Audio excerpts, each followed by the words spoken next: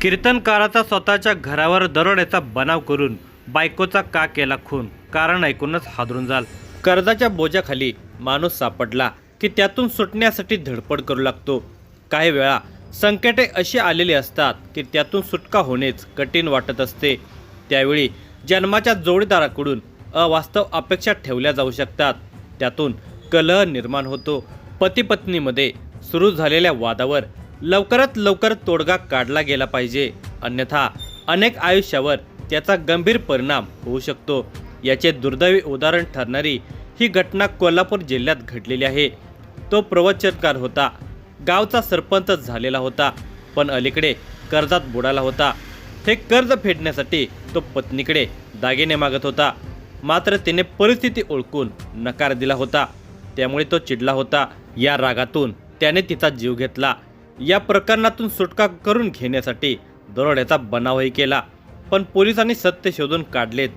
आता पत्नीचा मृत्यू झाला, तो तुरुंगात गेला. त्याची कॅन्सरग्रस्त वृद्ध आई अंथरुणावर खिळून आहे, तर 1.5 वर्षाची जुळी मुले एकाकी पडलेली आहेत. काळजाचे पाणी करणाऱ्या या घटनेचा हा सविस्तर वृत्तांत पुढील प्रमाणे आहे. पण तत्पूर्वी तुम्ही जर ह्या चॅनेलवर जर नवीन असाल तर प्लीज आपल्या ह्या मराठी चॅनेलला नक्की सबस्क्राईब करा.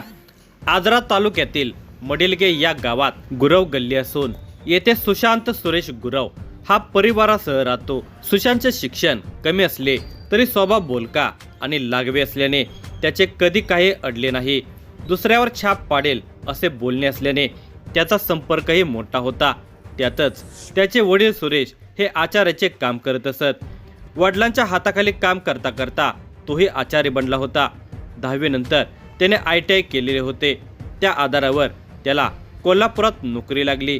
काही दिवस नोकरी केली, नंतर मात्र ते काम बंद केले. तो संताजी घोरपडे साखर कारखान्यावर कामाला जाऊ लागला. काही दिवसानंतर त्याने ते कामही बंद केले. संतोष नोकरीवर टिकत नव्हता, त्यामुळे त्याने स्वतःचा व्यवसाय सुरू केला. तो आचारी होता, त्याने कॅटरिंग सुरू केले. या सगळ्या दरम्यान त्याचा विवाह अतिग्रे तालुका हातकणंगले येथील पूजाशी झाला. त्याची पत्नी पूजाही कॅटरिंग व्यवसायात त्याला मदत करत असे. त्याचा हा व्यवसाय चांगलाच चाललेला होता. त्याच्यामुळे जवळपास 50 माणसांना रोजगार मिळालेला होता. आता सारे काही सुरळीत चाललेले होते. हातात पैसा खेळत होता. त्यामुळे सामाजिक बांधिलकी म्हणून तो समाजकार्यातही हिरिरीने भाग घेऊ लागलेला होता. त्यातून तो ग्रामपंचायत निवडणुकीत उतरलेला होता आणि त्यात जिंकला सुद्धा. गावचा उपसरपंचही झाला. त्यानंतर तो अध्यात्माच्या मार्गावर चालू लागला. आधीच बोलका असल्याने तो कीर्तन प्रवचनही करू लागला. सारे काही सुरळीत सुरू होते, पण माणसाला काही ना काही दुःख असतेच. तसेच सुशांत आणि पूजा या दाम्पत्याला एक दुःख होते, ते म्हणजे त्यांना मूल होत नव्हतं. अखेर औषधोपचारानंतर त्यांना जुळे मुले झाली. त्या मुलांची नावे त्याने सोपान मुक्ताई असे ठेवले. या मुलांच्या बारशाला त्याने 700 लोकांना ज्ञानेश्वरी भेट दिलेल्या होत्या. कीर्तनकार प्रवचनकार म्हणून सुशांत प्रसिद्ध झालेला होता. गावोगावी प्रवचनामधून तो आनंदित जगण्याचा मार्ग सांगत होता. मन समाधानी ठेवण्याबाबत सांगत होता, पण त्याचे मन मात्र स्थिर नव्हते. त्याची आई कॅन्सरसारख्या आजाराने ग्रासलेली होती. तो तिची सेवा करत होता. तिच्या औषधोपचारासाठी जास्त खर्च येत होता. तसेच त्याचा स्वभाव उधळला असल्याने वर खर्च खूप होत असे. परिणामी खर्च भागवताना ओढाताण होत असे. त्यामुळे त्याने इकडून तिकडून कर्ज उचलण्यास सुरुवात केलेली होती. हळूहळू तो चांगलाच कर्जात अडकत गेला. या कर्जाची परतफेड कशी करावी हा मोठा प्रश्न त्याच्यासमोर उभा होता. यातून आता बाहेर पडण्याचा कोणताच मार्ग त्याला दिसत नव्हता. त्याने आपल्या पत्नीकडे सोने मागितले होते. आता सोने बँकेत घाण ठेवू, पैसे काढून कर्जे भागवू, नंतर हळूहळू पैसे भरून सोने सोडून आणू असे त्याचे मत होते. पण सुशांतचा उधळा स्वभाव, वाढलेला खर्च, त्या मानाने कमी कमाई यामुळे दागिने देण्यास पूजा तयार नव्हती. त्यातून पती पत्नीत वारंवार खटके उडत होते. रविवार रात्री उशिरापर्यंत सुशांत मोबाईलवरच होता. रील्स बघत, चॅटिंग करत त्याचा टाइमपास चाललेला होता. या दरम्यान पुन्हा एकदा सोने घाण ठेवण्याचा विषय निघाला आणि पुन्हा वादाला तोंड फुटले.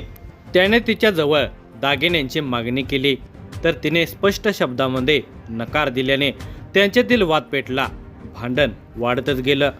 त्याने तिच्यावर हात उचलला. तिने त्याला अडवलं. दोघात झटापट सुरू झाली. रागाच्या भरात सुशांतने काठीचा फटका पूजाच्या डोक्यात मारला. रागाने जोरात मारलेला हा फटका वर्मी बसला. तिचे डोके फुटले आणि रक्ताच्या धारा वाहू लागल्या. क्षणार्धामध्ये ती निश्चित पडली. डोक्यातून मोठ्या प्रमाणामध्ये रक्तस्राव झाल्याने पूजाचा मृत्यू झाला. आपल्या हातून पत्नीचा खून झाला हे लक्षात येताच सुशांत हबकून गेला. आपण या प्रकरणात चांगलेच अडकणार याची त्याला जाणीव झाली.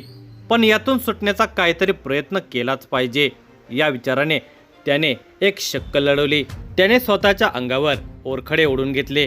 पत्नीच्या अंगावरील दागिने, कपाटातील दागिने आणि 90,000ची रोकड एका पिशवीत भरून ती लपवून ठेवली. आपल्या घरात दरोडा पडला असे ओरडत तो लहान मुलांना काकेत घेऊन रस्त्यावर आला. रात्री 2:30 वाजलेले होते. त्याच्या आवाजाने पाहता पाहता गल्लीतील लोक जागे झाले. एकच गोंधळ उडालेला होता. सुशांत सांगत होता, रात्री 2:30 वाजता तो घरामागील बाथरूमसाठी गेलेला होता.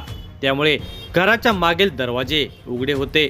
याचा फायदा घेत अज्ञात 4 चोरट्यांनी घरात प्रवेश केला आणि दरवाजा लावला. मुलांच्या रडण्याचा आवाज आल्यामुळे सुशांतने पूजाला आवाज दिला. मुले अधिकच रडत असल्याने सुशांत आला. मात्र दरवाजा आतून बंद असल्याचे त्याच्या लक्षात आले. त्याने दरवाजाला जोराने धक्का दिल्यामुळे दरवाजा उघडला. अज्ञात चोरट्यांपैकी एकाने सुशांत यांना धरत हाताच्या कोपऱ्याने पाठीवर मारहाण केली. खोलीच्या आतील बाजूस पूजाकडील सोने आणि रक्कम हिसकावताना झटापट झाली. यावेळी तिच्या डोक्यावर प्रहार केला. यानंतर अंगावरील दागिने आणि रोख रकमेची बॅग घेऊन मागील दाराने चोरटे पसार झाले. रक्तबंबाळ झालेल्या पूजाचा जागीच मृत्यू झाला. सुशांतने दोन्ही मुलांना काकेत घेऊन बाहेर येऊन आरडाओरडा केला. समोर राहणारे विजय परुळेकर जागे झाले आणि त्यांनी मदत केली. सुशांतने रचलेली ही गोष्ट अनेक लोकांना पटलेली होती. त्या भागात दुपारी बेडशीट विकण्यासाठी काही अज्ञात 2 इसम आलेले होते. त्यांच्याकडून खरेदी केली. यावेळी त्यातील एक इसम लघुशंकेसाठी बाहेर गेलेला होता. त्यांच्या ध्येयष्टीसारखीच हल्ल्यातील चोरट्यांची असल्याचे सुशांत सांगत होता. एका घरावर दरोडा पडला. त्यात एका महिलेचा खून झाल्याची माहिती कळताच पोलीस यंत्रणा सजग झाली. आजऱ्याचे सहाय्यक पोलीस निरीक्षक नागेश यमगर हे दाखल झाले. स्टेला या श्वान पथकाला पाचारण करण्यात आले. मात्र हे श्वान घराभोवतीच गुटमळले होते. तसे तज्ज्ञांनाही पाचारण करण्यात आले. तपासाला गती देण्यात आली. पण दरोड्याच्या काहीच खुणा पोलिसांना दिसत नव्हत्या. पूजाच्या डोक्यावर रॉडने मारहाण केली असे सुशांत सांगत असला तरी तिच्या अंगावर धारदार शस्त्राने वार केल्याचे दिसत होते. दागिने दरोडेखोरांनी नेले असे त्याने सांगितले होते. पण मृतदेहावर असलेले मंगळसूत्र, बांगड्या तसेच कपाटातील काही दागिने आहे तसेच होते. कपाटातील साहित्य विस्कटले असले तरी रक्ताचे डाग वगैरे दिसत नव्हते. परिस्थिती संशयास्पद होते आणि संशयाची सोय सुशांतवरच स्थिरावलेली होती. त्यामुळे पोलिसांनी त्यालाच ताब्यात घेऊन कसून चौकशी सुरू केली. पोलिसांनी त्याला 1.5 वर्षाच्या लेकरांचे आणि वृद्ध आईचे आता काय होणार असा प्रश्न विचारला. तसा तो ढासळला. त्याने आपल्या हातून झालेल्या कृत्याची कबुली दिली. कर्जाची परतफेड करण्यासाठी दागिने दिले नाहीत या कारणातून झालेल्या झटापटीत पूजाचा खून झाल्याचे त्याने मान्य केले. मडिलगे येथील पूजा सुशांत गुरवच्या खून प्रकरणी तिचा पती सुशांत सुरेश गुरव याच्यावर आजरा पोलीस ठाण्यात गुन्हा दाखल झाला असून अधिक तपास पोलीस करत आहेत.